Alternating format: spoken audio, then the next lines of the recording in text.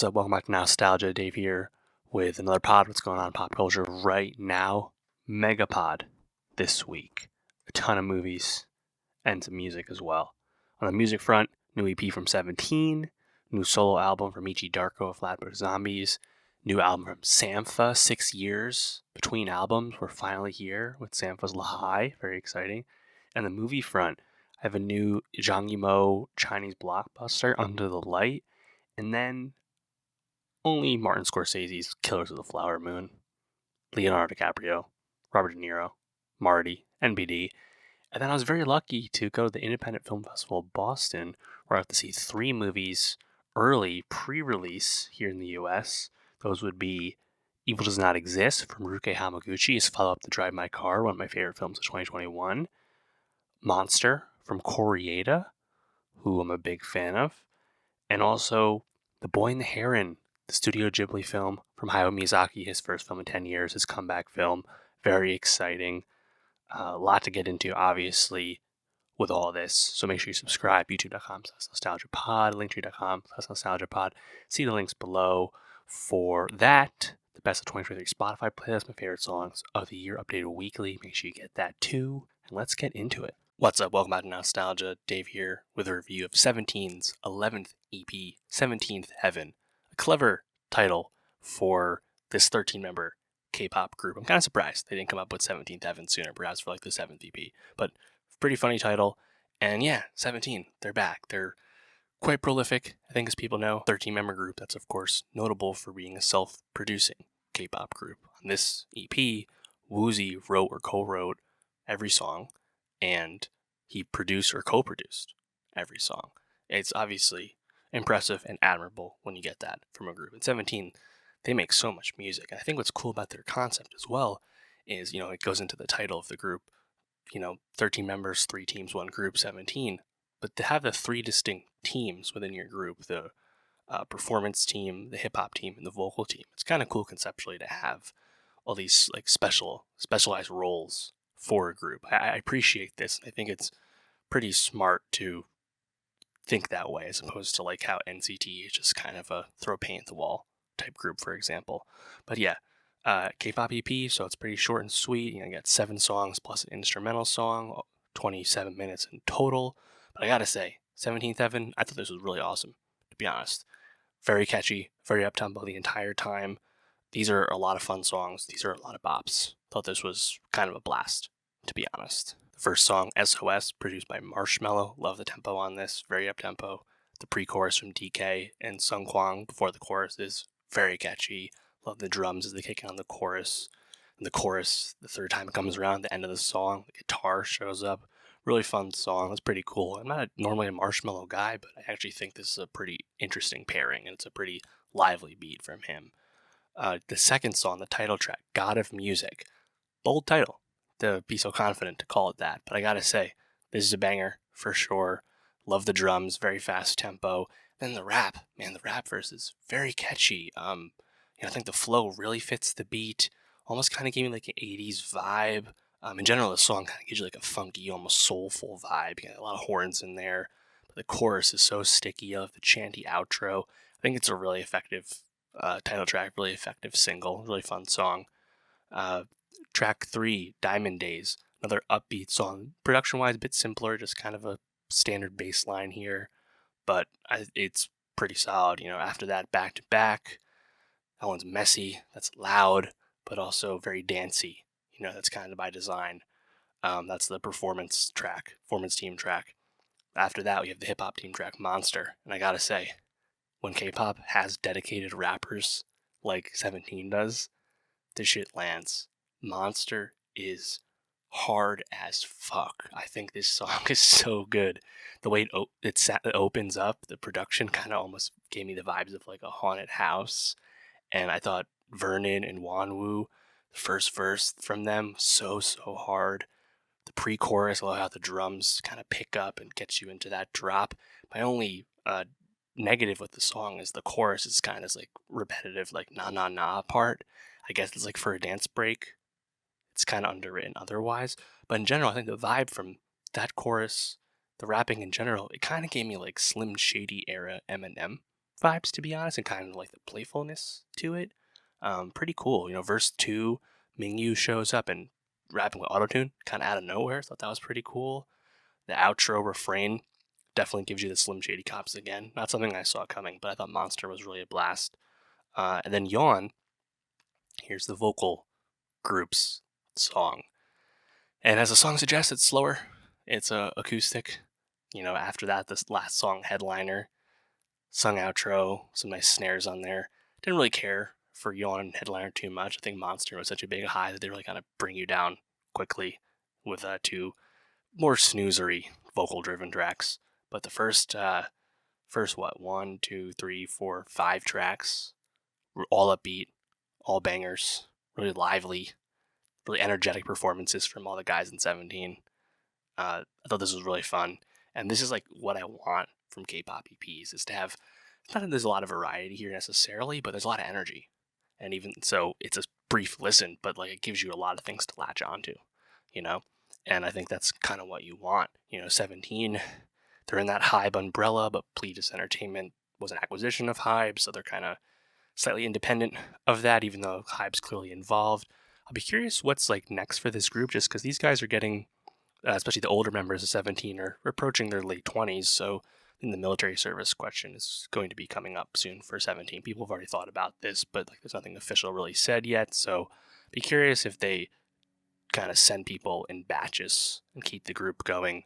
They have the BSS subunit that dropped an EP earlier this year. They'll probably piecemeal things out and get the older guys through the military service. I'd have to imagine. I would not anticipate a 17 complete hiatus or have everyone go all at once. Doesn't seem like that's going to happen. But let me know, how'd you feel about 17's new EP, 17th Heaven? And for more K-pop reviews and more music reviews, subscribe, and I'll see you next time. What's up? Welcome back to Nostalgia. Dave here with a review of Doses, the second solo album from Meechy Darko. Of course, Meechy Darko, famous as 1/3 of New York rap trio Flatbush Zombies. I've been a huge fan of Flatbush Zombies for, over 10 years, 12, 13 years at this point. Been a big fan of Meechy as well as a member of the group, and also his solo work. His debut solo album, Gothic Luxury, came out just a little over a year ago, which we reviewed here.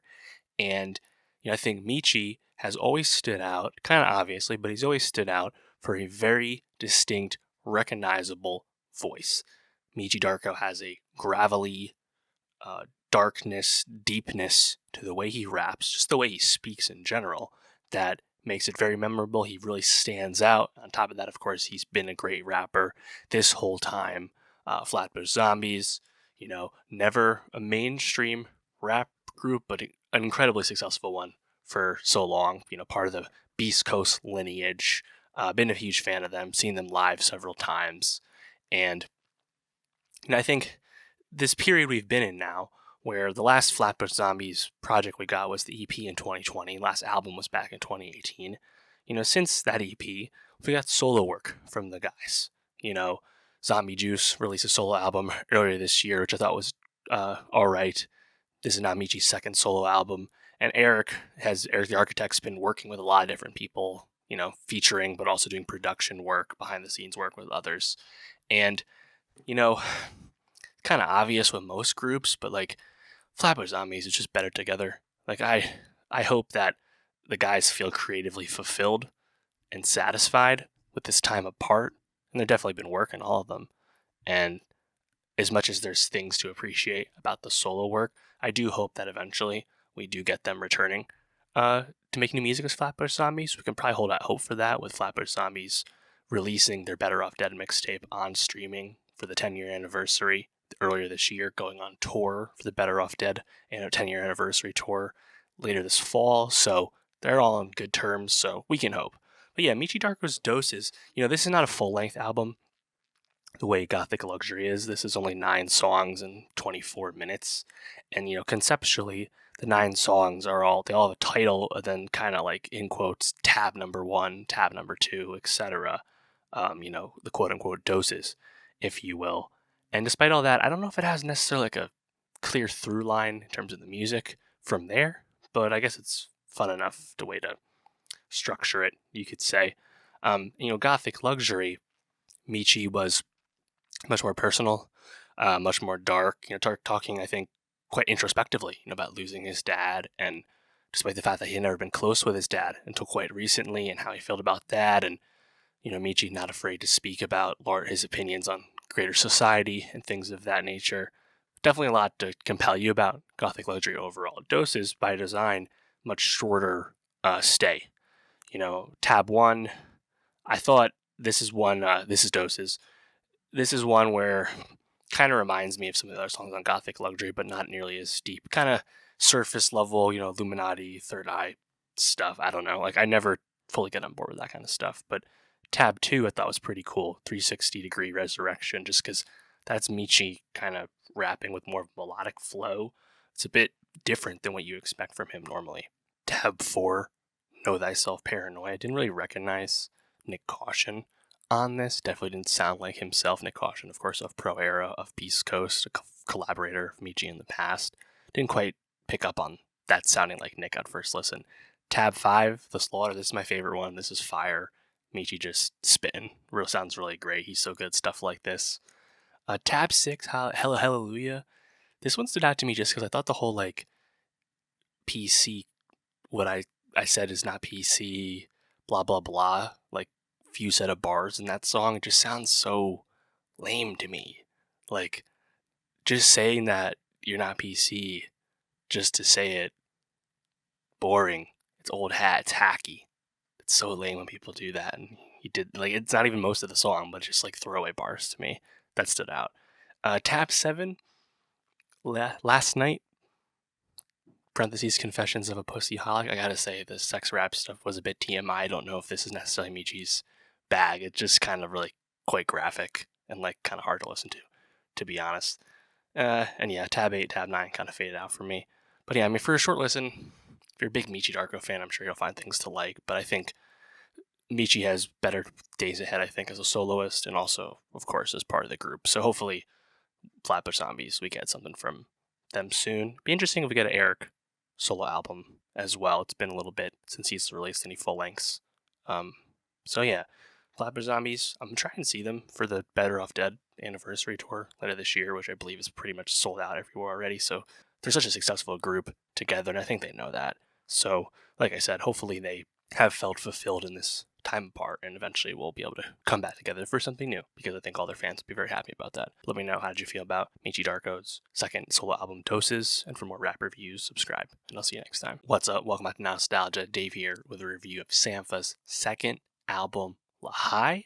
Sampha, the UK singer-songwriter, first album in 5 years.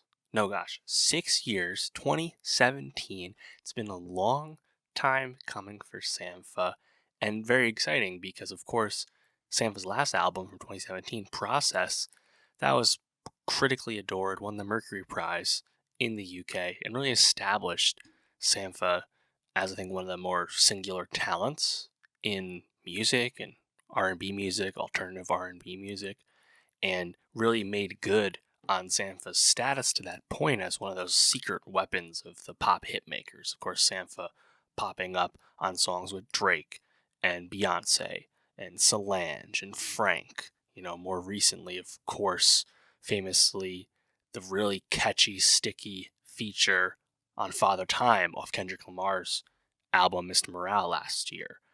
He had a song called Sampha's Plea, just a straight up solo interlude song on Stormzy's album last year. Popped up on the Travis Scott album this year. He's always been around, but also seemingly happy to recede back into the background as an artist, as a singular first-person artist. So when we do finally get the new album, Lahai, as we have, it's hard not to pay attention.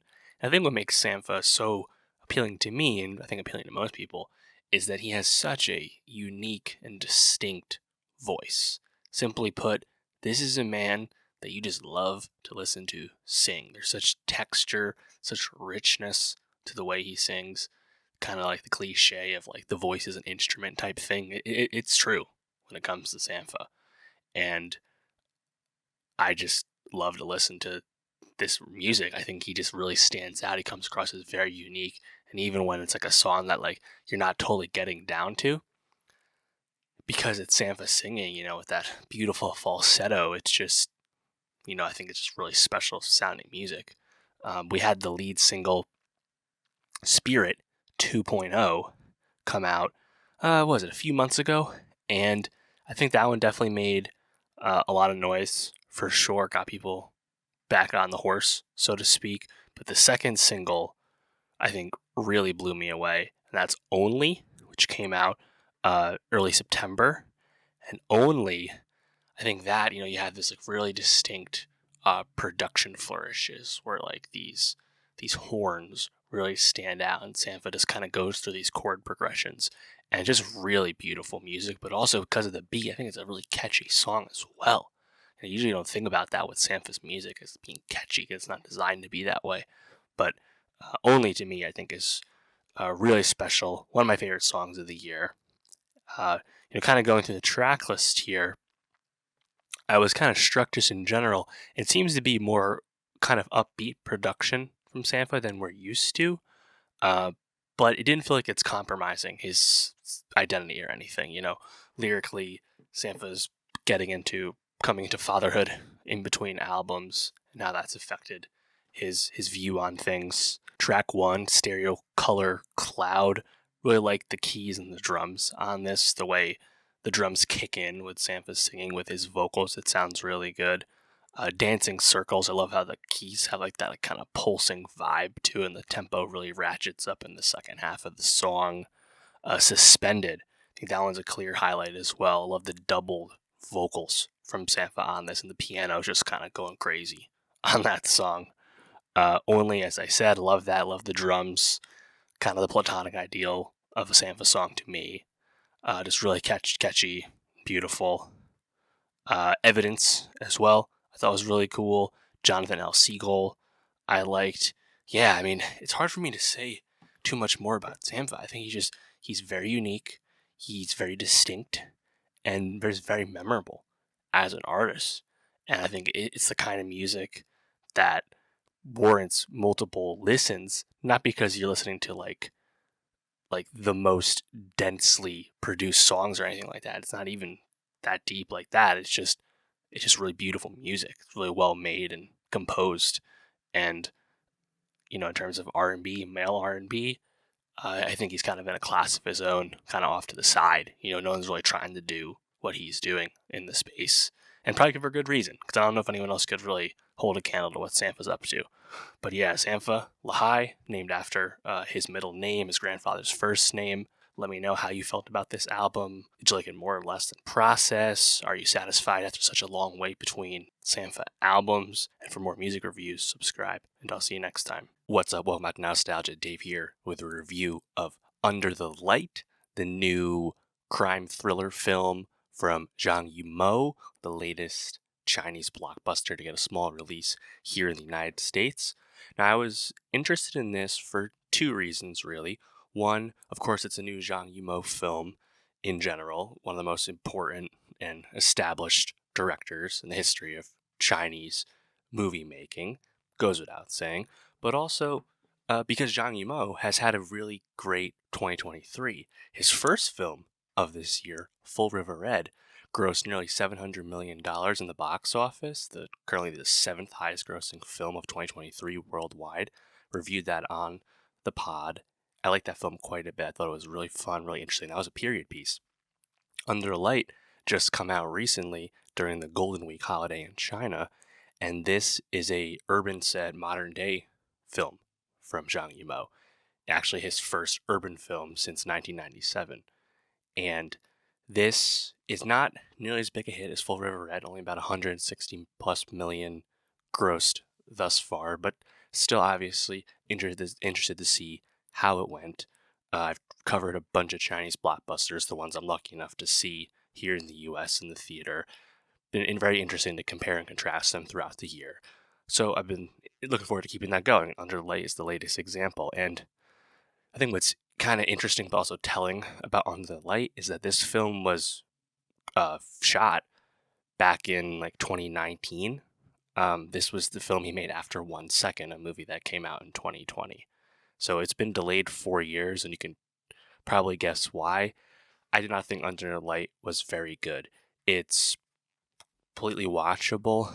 interesting enough on paper as a crime thriller, but to me, it has a really contrived, kind of nonsensical by the end screenplay that distracts just as much as it intrigues. There's just a lot of characters, a lot of subplots, and just a lot of like kind of unearned reveals and twists throughout the plotting that make it feel kind of boilerplate to me. Like Zhang Yimou, you'd kind of expect a little bit more. I think, like, especially coming off Full River Red, that's a movie that I think was really inventive in its storytelling structure and also just really engaging as like this kind of epic period movie set in a really small space. Under the Light, I don't know, it just kind of feels like there's just not actually that much here to it, but the movie keeps kind of changing what it wants the audience to care about as you're watching it. And after a while, I just kind of found the core beats of like the main plots just pretty hard to follow and be invested in.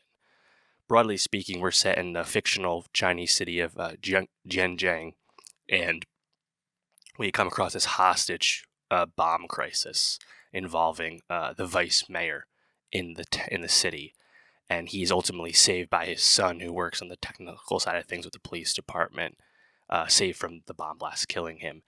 And quickly, like, we're introduced to this increasingly complex web of lies and conspiracy and corruption between the mayor's office and local business. Specifically, we get introduced to this businessman, Li Zhitian, who is like the head of like a huge, like basically like an Alibaba or something, like just such a massive company, huge billionaire. And clearly the mayor and the CEO, they have some dealings. They're kind of frenemies type thing as we're introduced. They have dirt on each other that they keep to themselves to protect each other, but also kind of have mutual uh, shared interests and continue to retain power. And I guess that's kind of what the movie's supposed to be about. But you think the protagonist is going to be the mayor's son, who's trying to determine what's going on behind this bomb plot. Once quickly determined it wasn't just a simple madman trying to kill the mayor. There was more going on. But yet, the mayor's son and his coworkers, who one of them is Lee Hyun, played by Zhou Zhangyu, they're just completely sidelined. Zhou Zhangyu, I loved her in Better Days a few years ago, but she has very little to do in Under the Light, just like she had very little to do in Born to Fly earlier this year. I mean, she's been heralded as like one of like the next big things as far as Chinese actresses go. But these are like really nothing parts. And also, the mayor's son, Jiang Ming, played by Li Jiayin. It's a really wooden performance. To be honest, he's not compelling as a lead. On one hand, I understand why he's kind of sidelined or moved to the edges of the story at times, because he's not that compelling. We spent a lot of time, I think, with the CEO and the mayor. They're at least more interesting, but the plots just keep coming. Things just keep getting added on. There's a kind of shock death twist towards the end that just doesn't feel earned enough given the investment we've had with the characters to that point, even if it is kind of shocking. There's a subplot with the mayor's wife. There's a subplot with his family and who is and isn't related to him. There's a pregnancy subplot with the CEO and who his daughter's going to marry and things. It's a lot going on. There was definitely interesting elements to this movie. That the screenplay was perhaps different and had different focuses, a bit more focused in general. Probably be a bit more successful of a movie. Alas, that's not what we got. Also kind of funny, but also not unexpected. At the very end of the movie, you get this anti-corruption messaging, a la the Chinese government. Because again, ultimately that's what this story is about, where a corrupt mayor and a corrupt CEO retaining power, etc. It's just funny that like the anti-corruption law in China is like heralded as like a beacon of society following the telling of this fictional movie.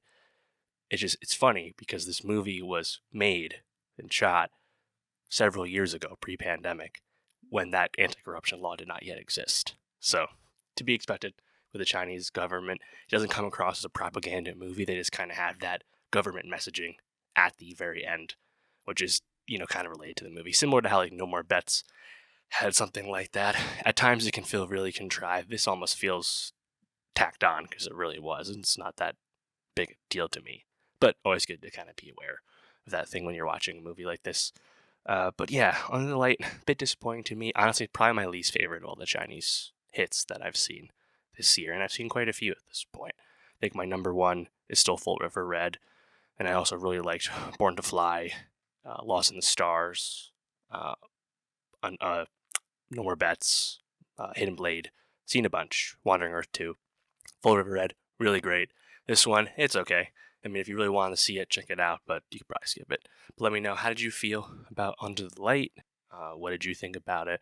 And for more movie reviews, subscribe, and I'll see you next time. What's up? Welcome back to Nostalgia. Dave here with a review of Evil Does Not Exist, the new film from Japanese filmmaker Ryusuke Hamaguchi. I was eagerly anticipating Evil Does Not Exist for one key reason. Hamaguchi's last movie was Drive My Car. 2 years ago, Drive My Car, my number 2 film of 2021, a movie that won Best International Feature Film at the Oscars. Hamaguchi was nominated for Best Director, Best Adapted Screenplay as well.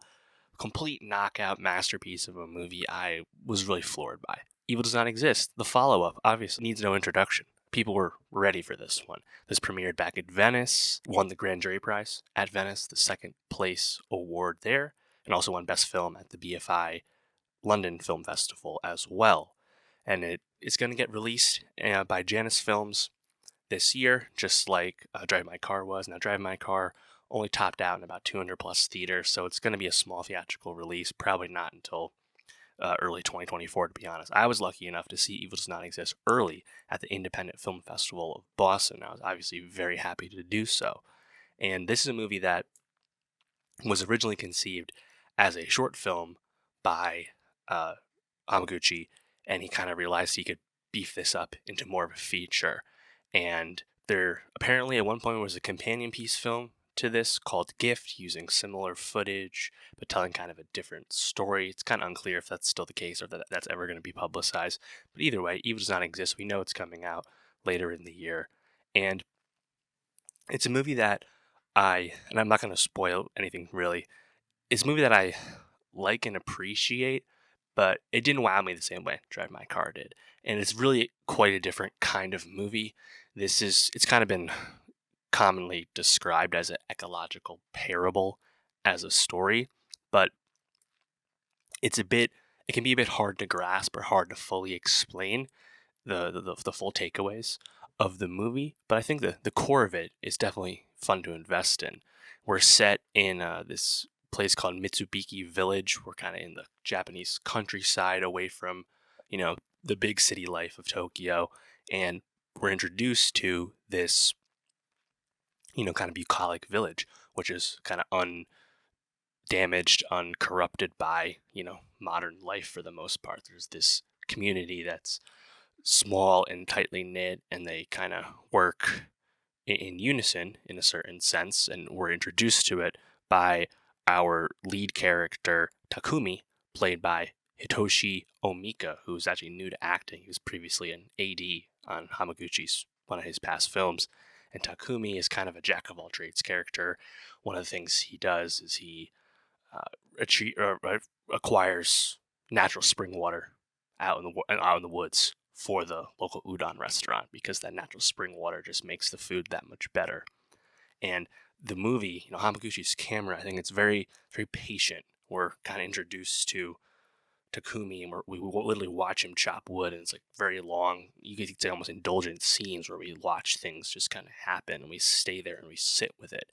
We watch Takumi walk through the trees, and the camera just kind of walks with us or holds a pose. We just watch things happen. It's very patient. And the conflict in Evil Does Not Exist comes up where this town, Takumi's town, there's a community hearing where all the locals attend, because there's this company from Tokyo has bought land, in the area to set up a kind of luxury glamping project for tourists, bring people from out of town to do fancy camping in this village.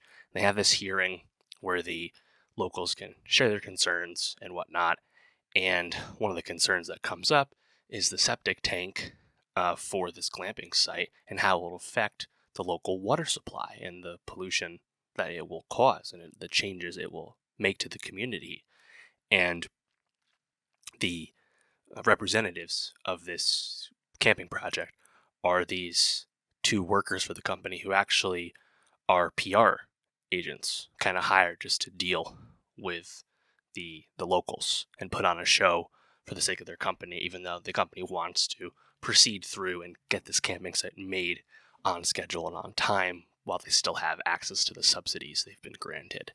And that's a conflict that I think we all can rationally understand and grasp. It makes a lot of sense.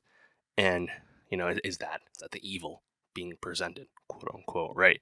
And, then from there, we get introduced to these PR agent people. There's, I think, a really important scene where they're in a car ride together back to the village, driving from Tokyo back to the village.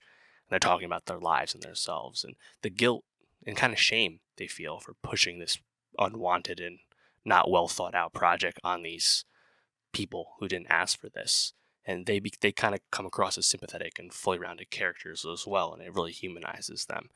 And Takumi is willing to kind of help advise them on things. And yeah, I mean, that's kind of the core of the plot, per se. Takumi has a young daughter that Hana, who he sometimes forgets to pick up from school, and that kind of comes up later.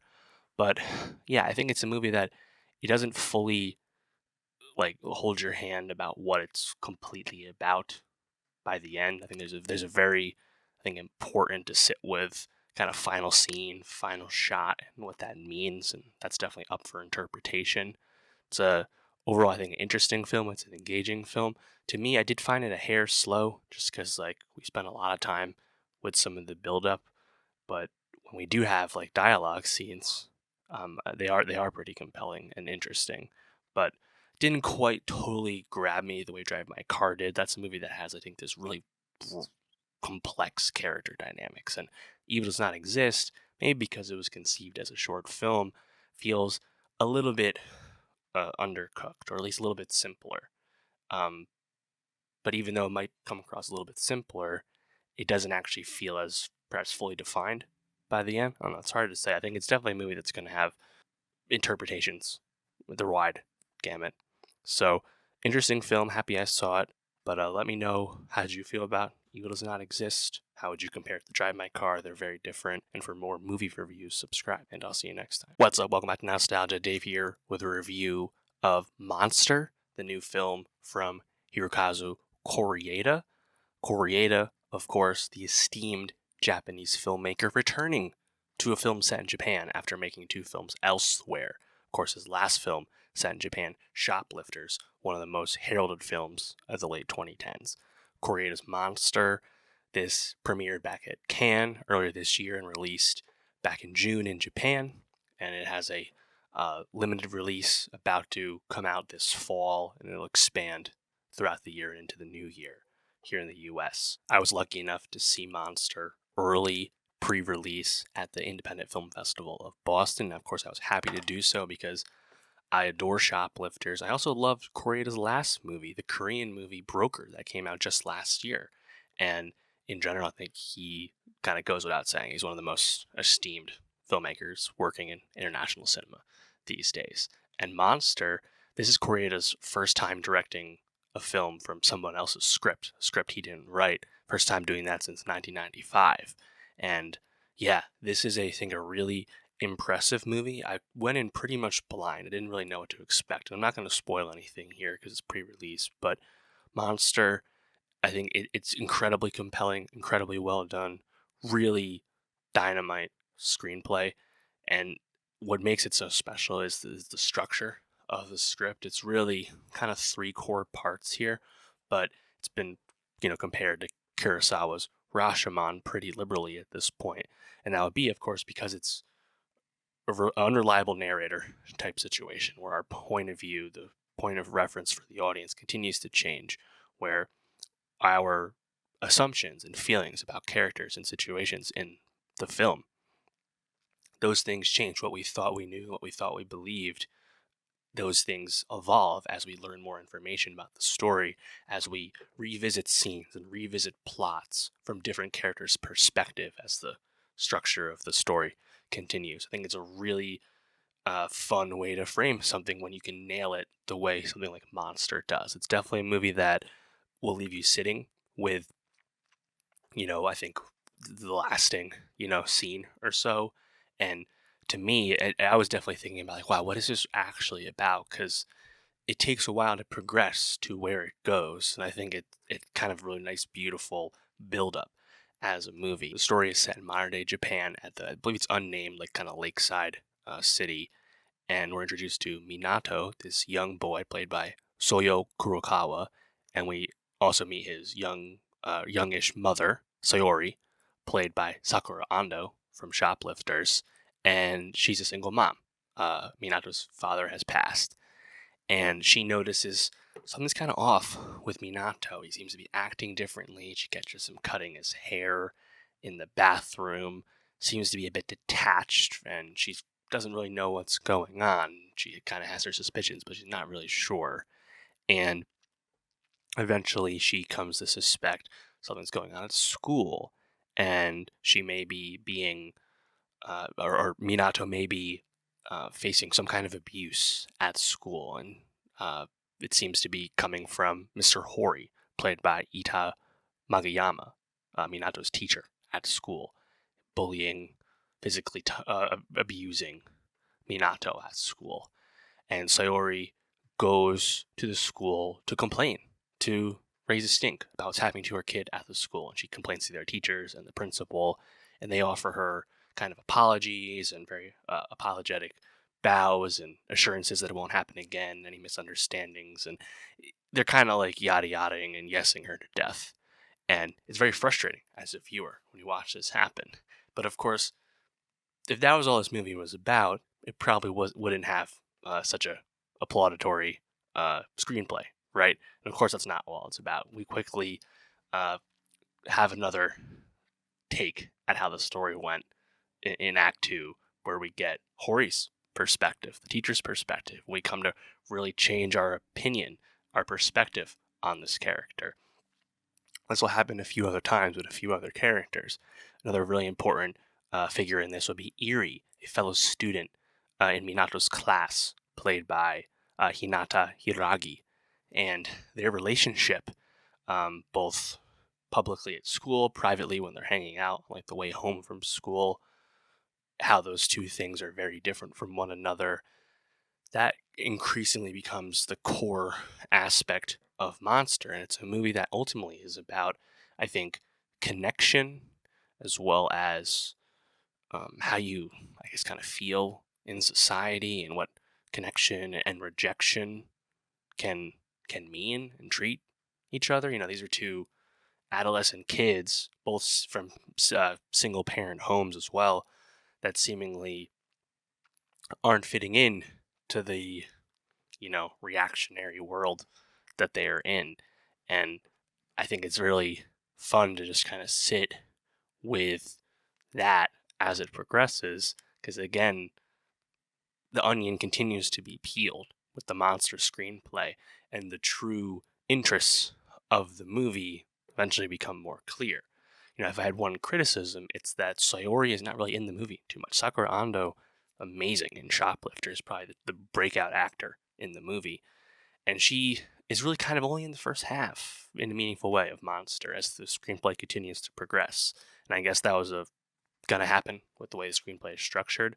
It's ultimately about the kids, not about the mom, but it did feel like some things were kind of dropped and other things were, the kids' relationship was the main thing here. Really cool visuals as well. There's an abandoned train car on abandoned railroad outside of town, and like the tunnel they walk in to get there. That's pretty cool. There's a common framing device throughout the structures of all the acts where we see this arson happening to a hostess bar, and the identity of the arsonist is kind of one of those other plot points that's initially introduced to the story.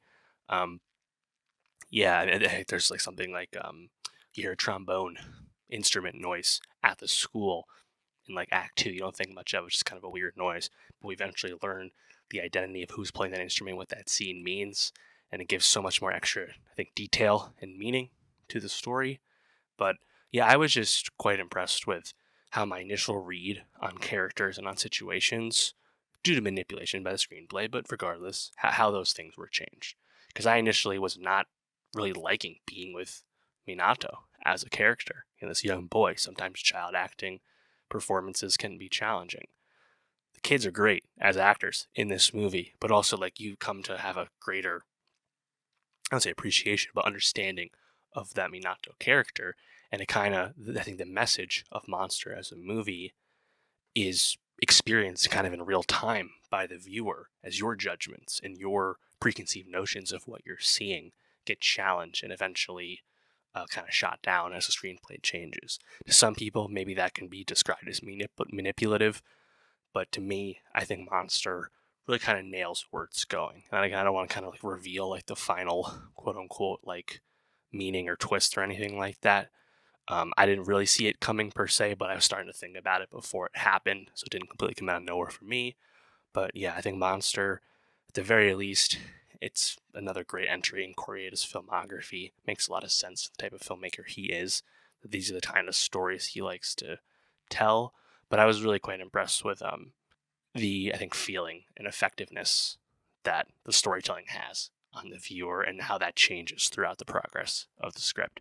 So even if it's not a complete like Rashomon story, it's not quite that like cylindrical and like perfect as like a flipping script. Still pretty cool influence. But yeah, that's Monster, which is coming out again, limited release in the US later in the year. Let me know how'd you feel about the movie, and for more movie reviews, subscribe, and I'll see you next time. What's up? Welcome back to Nostalgia. Dave here with a review of Killers of the Flower Moon, the latest Martin Scorsese film starring Leonardo DiCaprio, Robert De Niro, and Lily Gladstone. This is a movie we've been anticipating for a long time.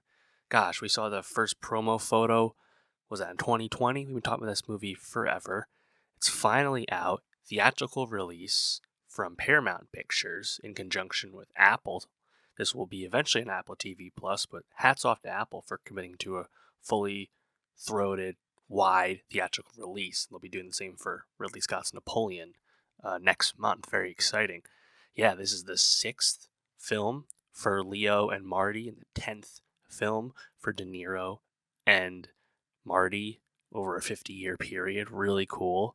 And yeah, Killers of the Flower Moon is fantastic. This is another, late period masterpiece for Martin Scorsese. I'd say this is in like the second tier of Marty films. It's not as great as his top tier, but few films are. This is, of course, adapted from the David Grand book, and Scorsese actually co-wrote the screenplay, his first time being involved in the script in quite some time. And yeah, I mean, this is also quite long, 3.5 hours. A lot's been made of that. But to me, the movie doesn't feel long at all. I think it's honestly just a really gripping movie. And it's, I think, very interesting for how it goes about being an adaptation. When we heard about how this movie was coming together, originally, Leo was cast in the FBI investigator character, which was actually played by Jesse Plemons. And the script kind of got changed, and Leo decided to play Ernest Burkhart instead.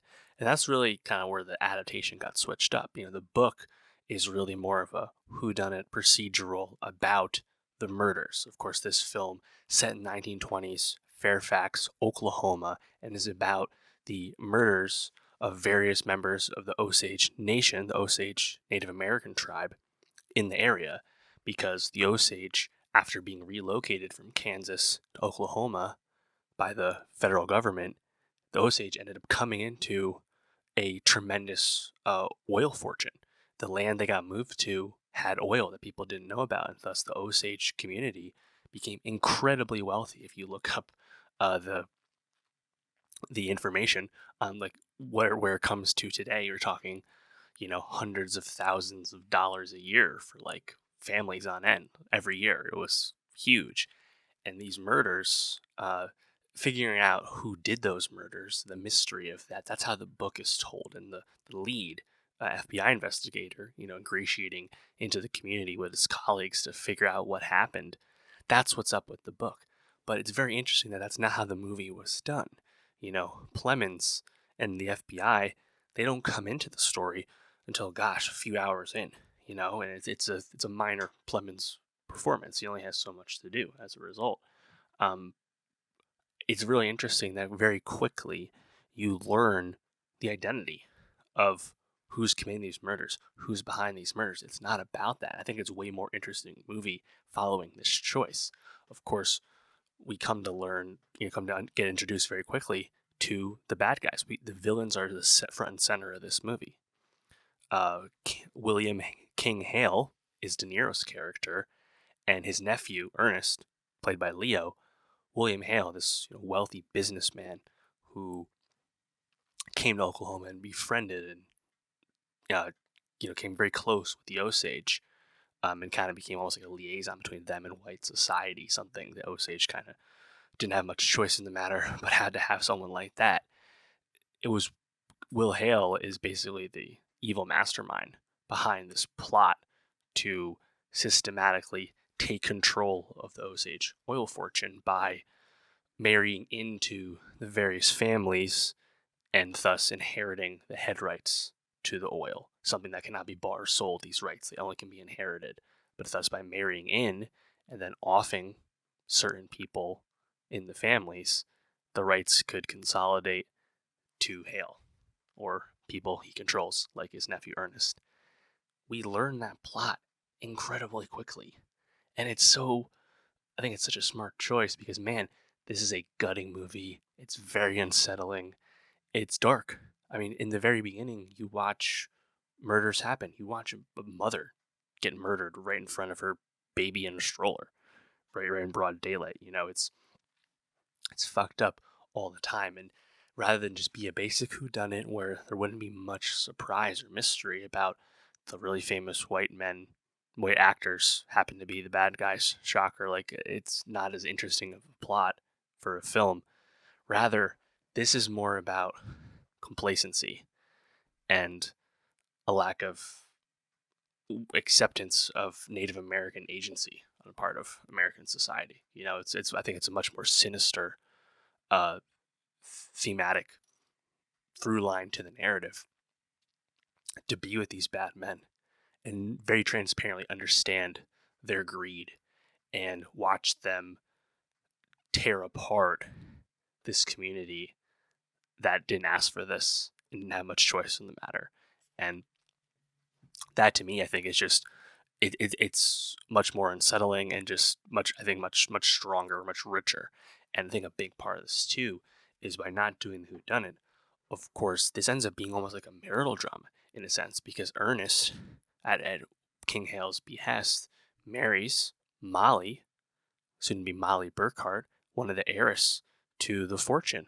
Molly and all their sisters, these adult Osage women. And Molly is played by Lily Gladstone, who, I had seen her in First Cow. She's been in some Kelly Reichardt movies, but this is obviously her biggest role to date.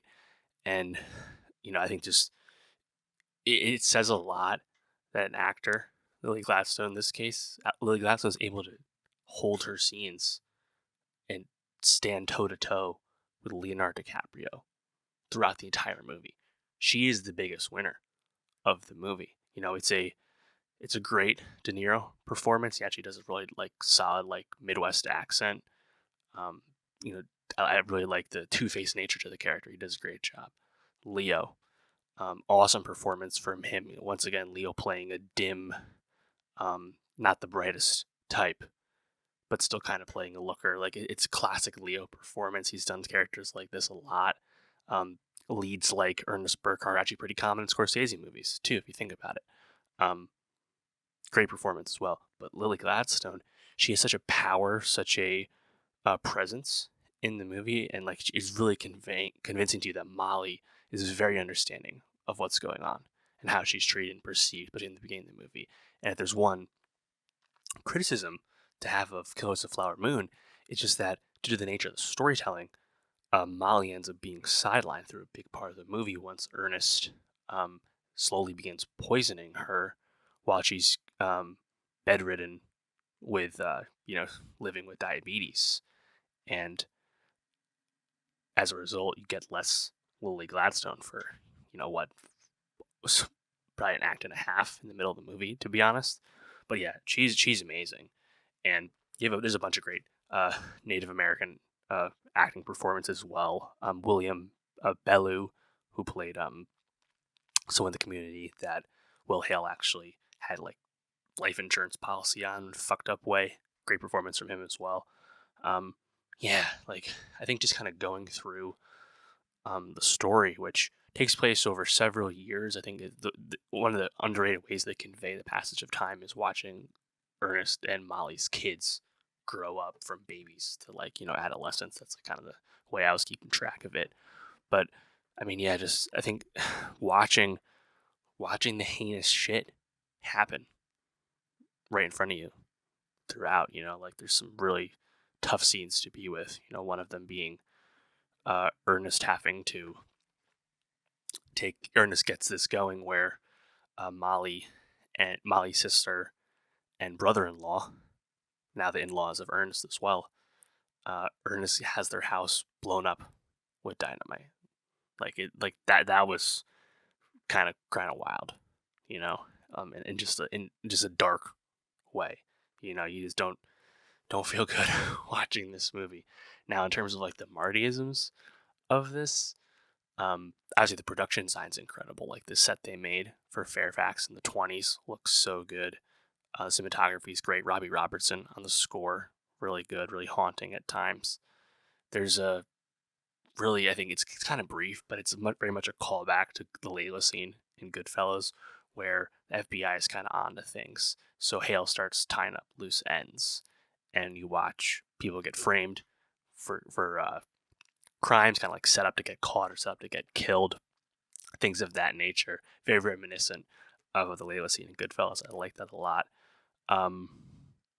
You end up getting I think a pretty solid courtroom scene towards the end. John Lithgow as the good lawyer and Brendan Fraser as Hale's lawyer. Brendan Fraser really just gets 2 scenes in the movie, but he was pretty good. Nice to see him here coming off The Whale, even though I think he made The Whale after Killers of the Flower Moon, of course. But coming off the Oscar win, it was a nice performance from Fraser. I really like this moment where Plemons and his fellow FBI colleagues meet at night in a field and start just kind of downloading each other on things they figured out. It's honestly, it's one of the most riveting scenes, and they juxtapose that with De Niro or Hale torching his fields at night with people doing it for him, looking like a pure villain. And then one of Plemons' colleagues says that he had just sold Hale fire policy on his ranch. Just the complete contempt and grift and fraud and broad daylight to these guys. It's really funny. But that scene I thought was really riveting. That's a revelation where the new native character, the young man who comes to town later on, he's actually an undercover agent. That was pretty cool. Kind of obvious. He had a really noticeable look to him. I figured he was up to something. I didn't necessarily think he was an agent. That was cool, though. In a supporting role, I quite enjoyed Sturgill Simpson. In general, kind of Hale and Ernest's various colleagues and goons they have throughout town, throughout the area, that they use to help them do their crimes, all pretty well acted. I liked that a lot. I really liked all of Molly's sisters as well. Whenever you get to spend time with the Osage, I think it's really great, whether you have the wedding scene, the funeral scene, Molly's mom. We get to see the manifestation of when you see the owl come to you. It means death is coming, basically. And they actually personify that when it looked like real, great horned owls by the look of it. Watching them on screen, that was pretty cool. Once Ernest eventually gets caught, the scene he has with Plemons, with the FBI, when he's interrogating him, and Ernest just really exposing how dim-witted he is in that scene. Leo's really tremendous. Yeah, I mean, Killers of the Flower Moon, it is a epic Western film. And I think the choice to change up the adaptation and really ground you and place you directly in the crimes, directly in the evil, and juxtapose that with this honestly like really loving relationship, thanks to really great performances and chemistry between Gladstone and DiCaprio. Just a really compelling movie. I mean, Marty, he really hasn't lost a step at all. He's been crushing it. This and The Irishman are his last two movies, two really long movies, but awesome. And I think he kind of hit all the notes with Killers of the Flower Moon. We had a lot of hype with this, years coming leading up to this movie, and it really delivered for me. This was a movie that, due to the length, it was like, I don't want to get up to go to the bathroom because it's so compelling and so gripping. And man, I was struggling at the end, but I did not get up. So yeah, Killers of the Flower Moon, 44 million opening worldwide at the box office. Pretty good again for an R-rated 3.5-hour movie. It's on the high end of openings for everyone involved for the most part. Pretty impressive. Obviously, this had a really huge budget. It's going to go on Apple pretty soon, but not too soon. So see it in the theater. But yeah, I mean, what a triumph. Honestly, I'd expect Lily Gladstone to get nominated for Best Actress. I think she has probably the most juice of all the acting performers, although of course it's hard to really discount Leo as usual. And Marty, put him in the Best Director mix, Best Adapted Screenplay, of course, Best Picture, of course. The Irishman, famously, 10 nominations at the Oscars, but no wins. I have a feeling Killers of the Flower Moon is not going to have that same fate, but it's obviously way too early to discuss its Best Picture chances. But I'll be talking about that, of course, when I talk about the Oscars as the award season kicks up. So make sure you subscribe, youtube.com/nostalgiapod. And of course, leave me a comment. Let me know how you feel about Killers of the Flower Moon. Did you mind the length? What was your favorite performance? What was your favorite part? Were you happy about the adaptation changes like me? And for more movie reviews, subscribe. And I'll see you next time. What's up? Welcome back to Nostalgia. Dave here with a review of The Boy and the Heron, the new Studio Ghibli film from Hayao Miyazaki, his first film in 10 years. I'm going to go through all my thoughts on the movie, both non-spoiler and spoiler. See the links below for the time codes of when the spoilers are coming. Of course, there's a lot to get into with The Boy and the Heron because the last time Hayao Miyazaki released a feature-length film, 10 years ago, The Wind Rises, that was supposed to be his retirement film, his final film. Alas, Hayao, in the 10 years since, got the itch to return, of course, releasing a short film, Boro the Caterpillar, for the Ghibli Museum in 2018, and then getting to work on this new film. The Boy and the Heron came out in Japan this past July under the title How Do You Live? That was the original announced title. Kind of a strange choice, honestly, to switch the English/Western title to The Boy and the Heron, given that How Do You Live comes up as a phrase, as a title in the movie itself. Nonetheless, came out in the summer in Japan, noticeably without any marketing at all. No trailer, no promo, and despite all that, the movie grossed over 56 million in Japan, sold 5.5 million tickets. That's the 74th highest grossing film in Japan and the 7th highest gross for a Ghibli film in Japan, which I think is obviously quite impressive for no promo. Speaks to the strength of the Ghibli brand, the goodwill that the decades of excellent work from Studio Ghibli has engendered to the local audience, of course. On the other hand, goes to show you that what could have been with a fully throated marketing campaign after all. Of course, I think they made the correct decision to put out a trailer and do more traditional promo and advertising here in the West, here in the US. This movie premiered outside of Japan at Toronto just a few months ago. I was lucky enough to see this film early at the Independent Film Festival of Boston, which was awesome, and it'll be coming out in the US on December 8th, including an IMAX release. We now know the English voice cast is pretty stacked. Robert Pattinson, Christian Bale returning to Ghibli voice work. 15 years ago, he did, or actually more than that, but 19 years ago, he did the voice of Hal in Howl's Moving Castle, so it's pretty cool to see. I, of course, saw the Japanese release with English subtitles. I was very much anticipating The Boy and the Heron, gigantic Ghibli fan, so much so that I ranked every Studio Ghibli film earlier this year. See the link below for that. I had a great time revisiting / watching for the first time every single Studio Ghibli film this past summer, ranked all of them. That was a labor of love for sure. See the link below. So I talked about the history of Ghibli, all the other Ghibli classics at length already. So check that out. But yeah, The Boy and the Heron, it's coming at an interesting time for Studio Ghibli. Of course, Hayao Miyazaki coming out of retirement, but production on this movie began officially back in May 2017. Hayao's ability to produce hand-drawn animation, the gold standard that we associate with Ghibli, understandably that has slowed. The man is now 82 years old. As a result of the advancing age, there's been a leadership transition at Studio Ghibli. It's now come under the umbrella of Nippon TV, and due to Miyazaki being 82, of course, the longtime, decades-long producer alongside Miyazaki, Toshio Suzuki, he's 75, and of course the other co-founder, Isao Takahata, he of course has already since passed.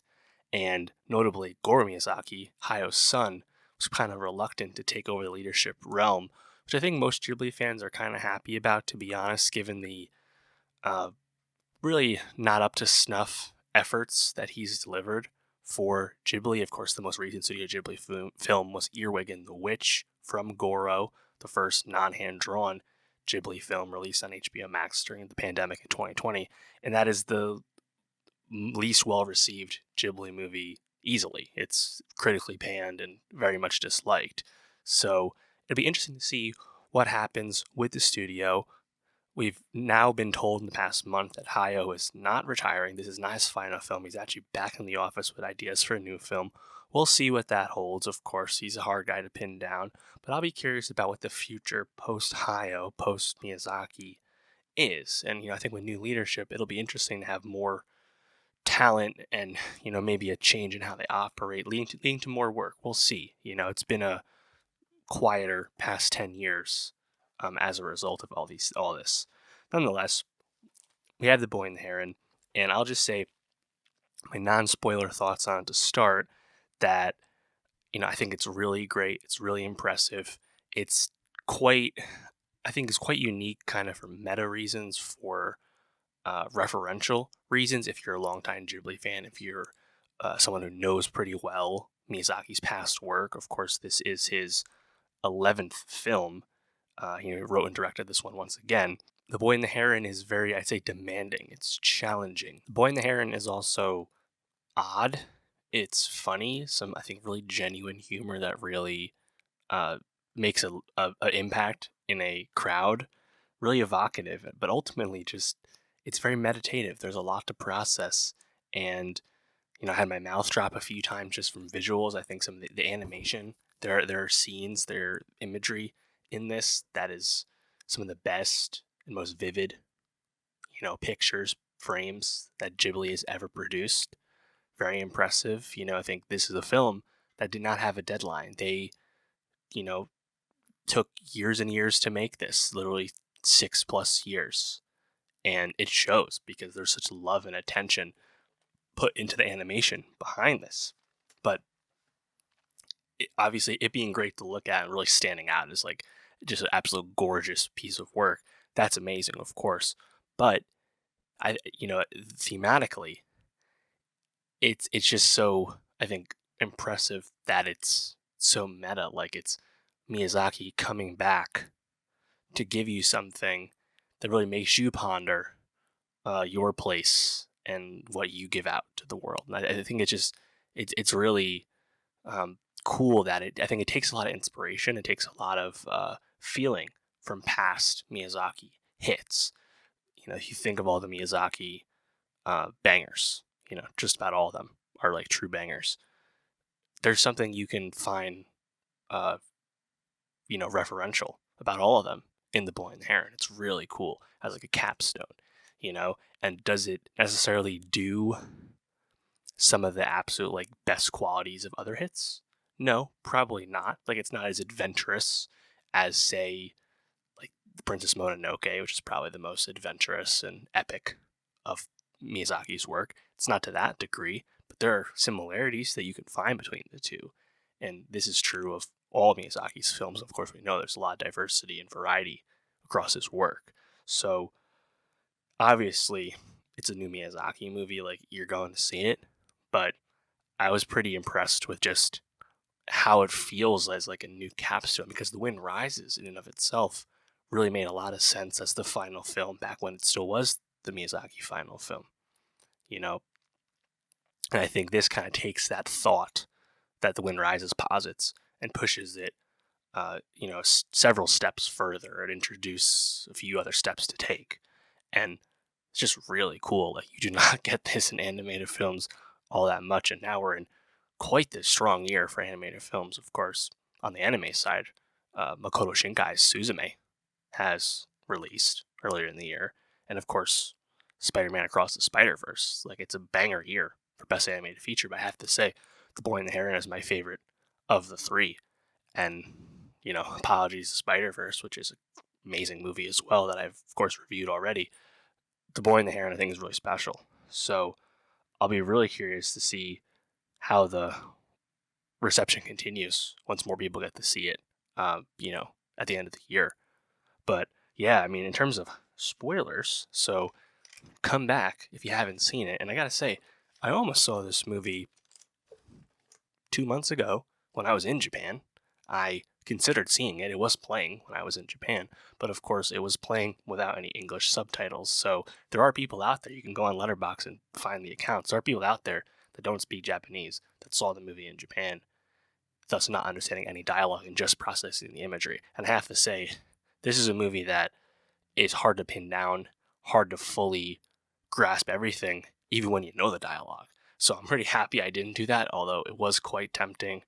It was awesome to go to the Ghibli Museum, I must say. When I did that earlier this year, I was lucky enough to see Mom the Water Spider as the short they showed me there. It'd be really cool to see the other shorts that they show exclusively in the museum. Alas, you only can see one when you go. Yeah, that was really fun. Anyway, let's get into the spoilers. So again, come back when you're ready. And while you're waiting to see the movie, of course, again, see the link below, see my Ghibli rankings.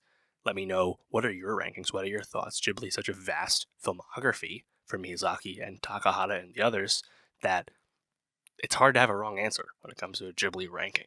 And that's what makes it so fun to, I think, rank and think about all their movies, because there's so much to appreciate and like, and personal taste really makes an impact there. So let me know what you thought about that. All right, so starting with spoilers, and again, like, some of this is like trailer material, like not real spoilers, but anyway, here we go.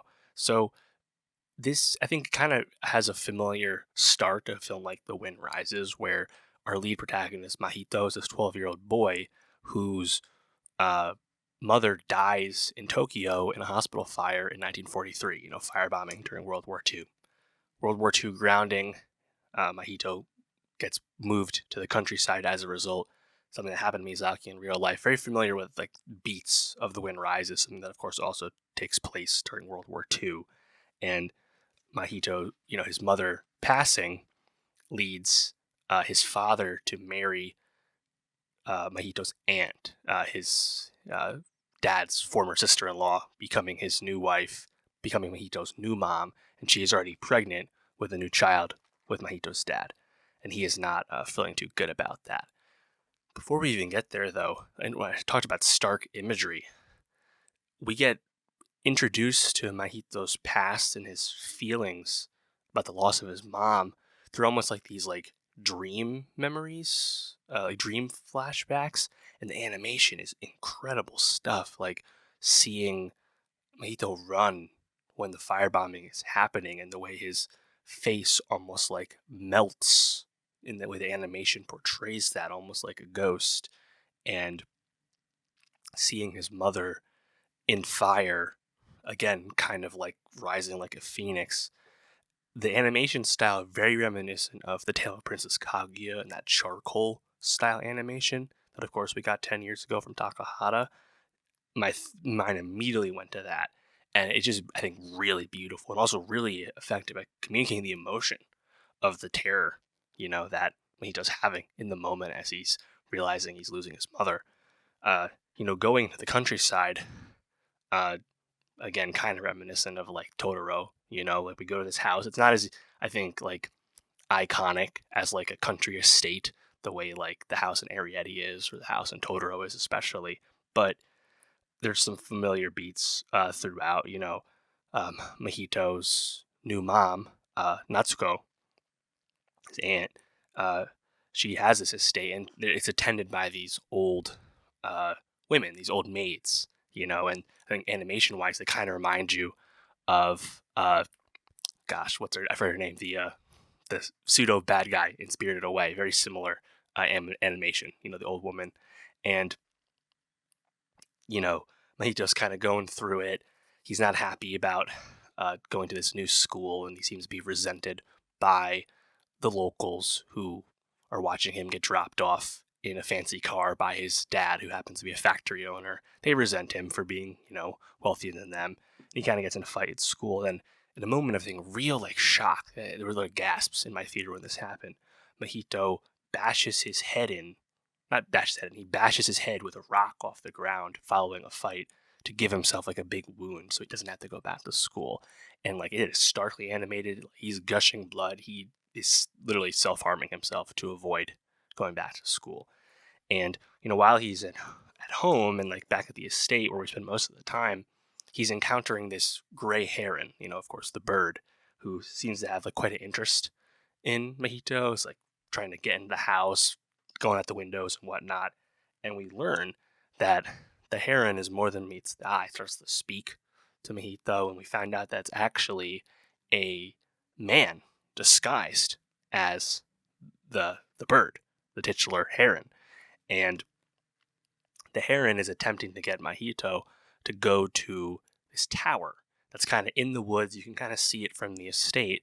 And the tower, we learn, was built by Mahito's great uncle before he had been born.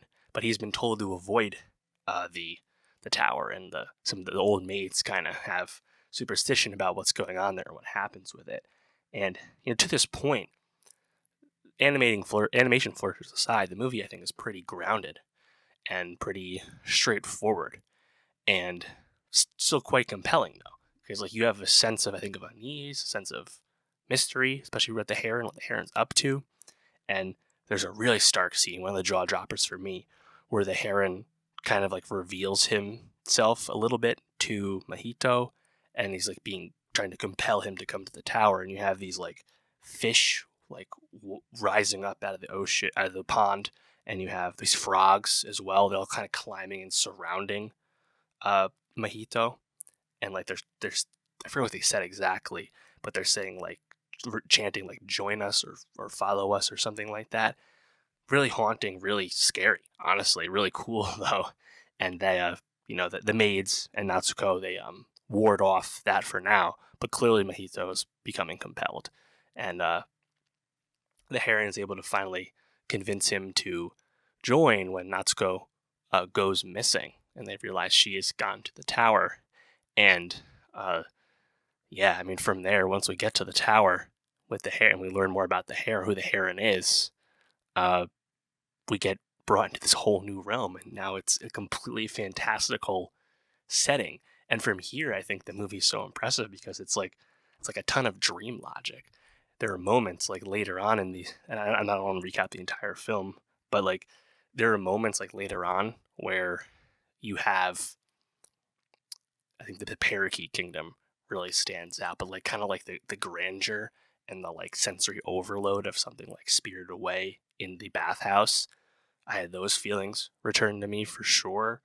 But this fantastical realm that is, we learn is a kind of a dimension of the dead. Most people in the realm are not alive. There's truly a lot to parse about everything once we get into this fantastical realm, and so many interesting things. We encounter these kind of floaty beings called the Wara Wara, which kind of remind you of the Kodamas in Mononoke, the little forest sprite people. And except these are really cute ones that kind of float up into the sky. And we encounter the pelicans. There's a lot of bird imagery in this film, as the title might suggest. And the pelicans, and we see them get villainized, when they're going to eat the Wara Wara. But then we have I think, a really poignant scene where you have the dying pelican speaking to Mahito, and telling about their plight, kind of giving you more insight into this world. It was really cool I think that the character of Kiriko, who is one of the maids who wanders with Hito into the tower early on, one of the old maids, we encounter her younger self as this kind of swashbuckling, independent, seafaring woman in the realm. And from there, it's like you're able to piece together like what is coming. I think with a lot of storytelling, like the other like kind of human character you meet in the realm kind of quickly is Himi, when she's able to spawn the fire to ward off the pelicans and save the Warawara. You kind of quickly understand that she is Mahito's mom. You know, again, the fire parallel from how she passed, you know? And I think, yeah, it's like there's like so much to parse, I think, in terms of like how the movie presents death, how the movie presents like what you put into the world and like the legacy of that. Like when Himi gives Mahito the chance to like go back to his world through that, like the doors, like the portals, you know, like and he decides not to, you know. I think there's just kind of a lot to sit with, and I think it felt really like reflective and meditative on the part of Miyazaki, because it's so meta about like him returning to put a new work into the realm and understand like what that means, but the flaws of like our world and like how you can try and like do things. It's truly a lot to process, in my opinion. You know, seeing the great uncle and him kind of putting this like impossible burden on Mahito, who he wants to be his successor in this realm that needs him to maintain the balance. The Parakeet King, I think, was a really cool like late addition, to be honest. The parakeets in general, the way they're introduced, I think, is some of the best humor in Studio Ghibli. Like just the physical comedy of them, like so obviously planning to eat Mahito with having like forks and knives behind their back and stuff. It's really funny. But the stuff like in their kingdom later on, like the sleuthing, I thought was pretty amusing as well. So yeah, like I was saying, I think it's kind of like a culmination movie where it's like there's no like necessarily like one like immediately like instant classic like grand moment in this movie, but it's like the totality of everything going on in this movie, especially in the second half, like how it all builds and how the ending feels like really fulfilling and succinct. I don't know, like I think it's up there for Ghibli movies. It may not necessarily be the most rewatchable of them, but man, it feels like a really like important like totem from Miyazaki. Like I was just really impressed. Obviously, I've only seen it once. I don't even have the ability to see it again for another 6 weeks, but a lot to think about. I plan to see it again. Honestly, I want to check out the IMAX release. Check out the English voice cast as well. My guy Robert Pattinson voicing the Heron. That sounds pretty cool. Yeah. I mean, shout out to Studio Ghibli. I've spent so much time this year watching and thinking about their work and that legacy, and it's really fun to understand that the legacy will be continuing, and hopefully Miyazaki is able to finish whatever new film he has stewing in his brain these days. He is old, so of course we wish him good health. But yeah, The Boy and the Heron. Let me know what you thought about the movie, if you've seen it already, if you've seen it in Japan, or you've seen it in the early releases so far in the West. Or let me know when you do finally get to see it, how you thought about it. Of course, again, see the links below for my Studio Ghibli rankings. Let me know what you thought about that. What is your favorite Ghibli film? What's your top 5? And for more movie reviews, subscribe, and I'll see you next time. All right, that's going to do it for the pod this week. Next time, we'll be talking a lot of stuff here. We got Anatomy of a Fall, the Palme d'Or winner this year, the conclusion of Gen V Season 1 on Amazon Prime Video, Sofia Coppola's Priscilla. I'm not sure if we'll be able to see it just yet, but it's starting to open up. Alexander Payne's The Holdovers, award season really kicking off here. Fingernails on Apple TV Plus, as well as new music from Kevin Abstract, as well as Jungkook of BTS, his new album Golden, the last of the BTS solo albums before the military service. So make sure you subscribe. YouTube.com/nostalgiapod, Linktree.com/nostalgiapod. See the links below. Get the best of 2023 Spotify playlist for my favorite songs of the year, updated weekly. Let me know it's good, and I'll see you next time.